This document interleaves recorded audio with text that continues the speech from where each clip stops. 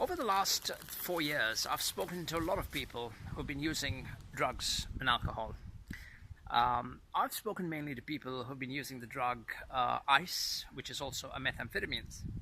Now, methamphetamines was originally given to kids in 1914 who had trouble focusing.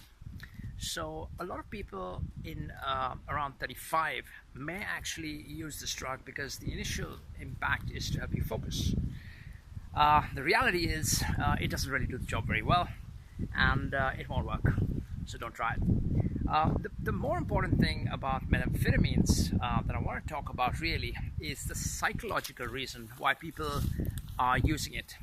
And a lot of it is to do with frustration, the frustration of not being understood.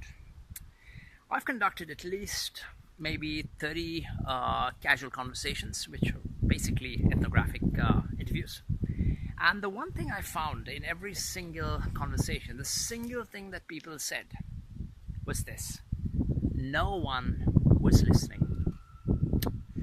There's a lot of different reasons why no one could have been listening, and it took me several years to actually figure out the reasons.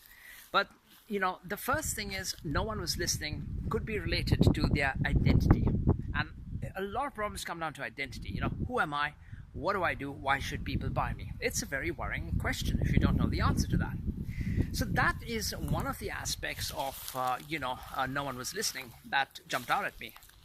But I think that the other reason I feel people felt that no one was listening could possibly be quite simply due to the way they were, presenting their ideas.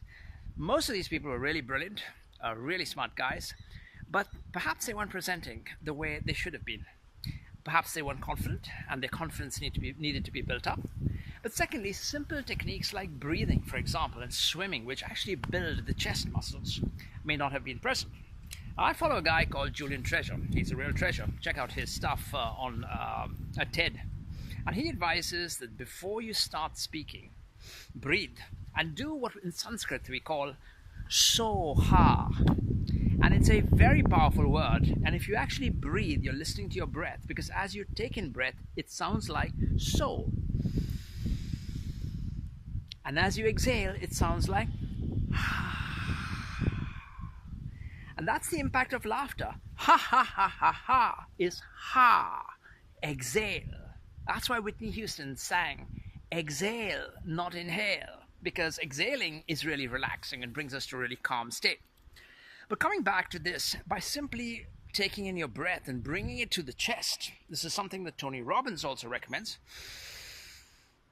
We then start speaking from our chest, and it sounds a lot more authoritative this way. Your voice sounds deeper. It is deeper. You will be listened to when you speak this way. It might be a simple cure. It might be a very, very simple way to get listened to, and to basically not use substances that will ensure you don't. That stuff doesn't work. Take it out of your head. But this stuff does. Breathing. It's about as natural as life can get.